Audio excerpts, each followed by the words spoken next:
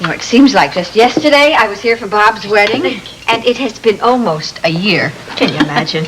Oh, I have got to get Anton to come back with me for one of these visits, if I can drive his cars long enough.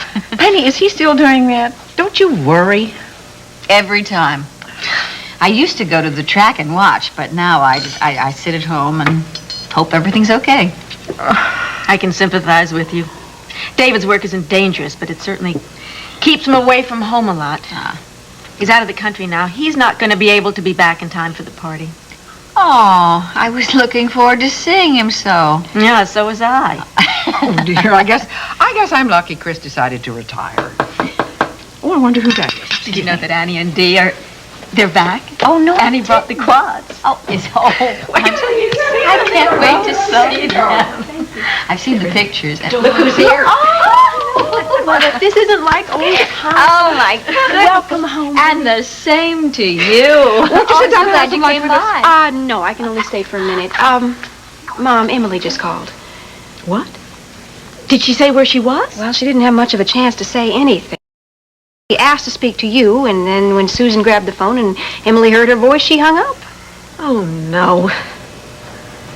I know they've had their problems all along, but when a young girl runs away like that, it's serious business.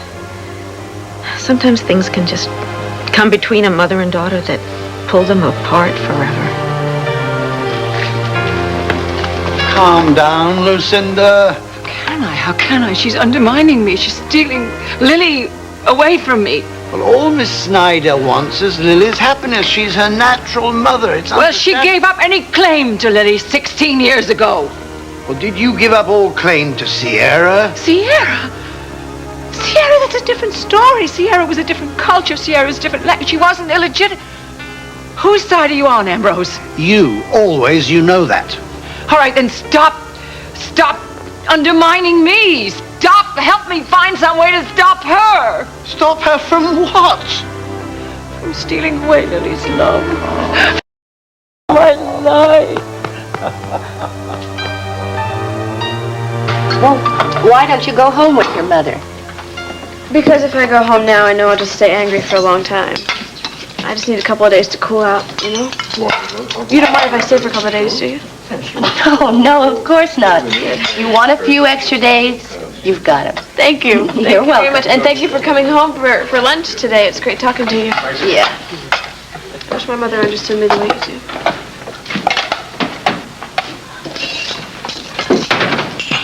Lily? Ready to go on back out to work? I sure am, Mrs. Snyder. Oh, don't forget your scarf here. Don't forget your scarf. Oh, no, I don't need my scarf. It's really warm outside in the barn. There you go. Okay, you can come out? Yeah, be right out. Bye-bye. Right there. I feel so badly for Lily, having all this trouble with her mother. Well, I think she'll be fine. I think she's stronger than any of us realize. I'm so glad that she has you as a friend. I'll see you later. Yeah. Bye. Oh, right. Thanks a lot for lunch, Miss. Oh, you're very welcome. And for these. Plenty more.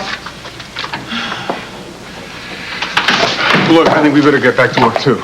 Okay? Right, Look, yeah. if you have time this afternoon, I want you to work out some financial projections, all right, for the company. I think that we may have to cut back a little further. Listen, Steve, I know that the loss of this Chicago job really hit you hard financially. And as long as I work for you, Tad Channing is going to constantly underbid you. Now, I want you to accept my resignation, and I don't want any arguments from you. I need you right now more than I ever did before, and there is no way that I'm going to let a creep like Channing make me lose you. Okay, now it is official. You are going to open Caroline's, and you are going to be brilliant. Brilliant. I don't even know if I'm going to be ready. I mean, I didn't think this was going to happen so soon. Don't worry about it. Craig and I'll see to it. You have plenty of time for rehearsal. All you have to do is sing the way you did it, Diana's the other night. Everybody loved you so much. Well, I'm going to see if I can find Bob, and I'll be back. Excuse me. Yeah. Lila, can I have Mrs. Colville's x-rays, please? Mrs. Colville hasn't even been sent down to x-ray.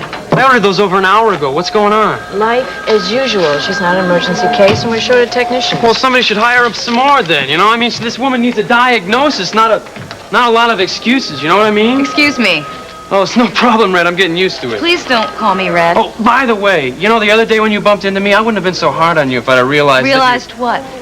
whether you just come from your shrink's office. I mean, people have been telling me you've had a hard time Have around they? here Have lately. they? Well, just do me a favor and forget about it, all right? Sure, no hard feelings? Those look like hard feelings to me.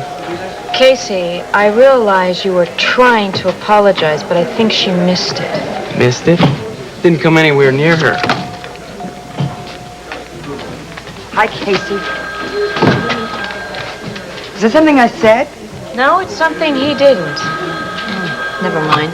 How are you doing? Oh, fine. I'm getting used to being back at headquarters. It's not so great. Oh, honey, I'm so glad to see you. You look beautiful as usual. Oh, but... Oh, Margo, I can't tell you how upset I was when you disappeared, and I know this isn't the time or place to say any of this, but darling, I've just been sick about what's happened between you and Tom. Please, Lisa, I really don't want to discuss it. I know, but... Look, Margo, there's a question I have to ask you, and I will never ask this again, but please be honest with me. Did Barbara have anything to do with the problem between you and Tom?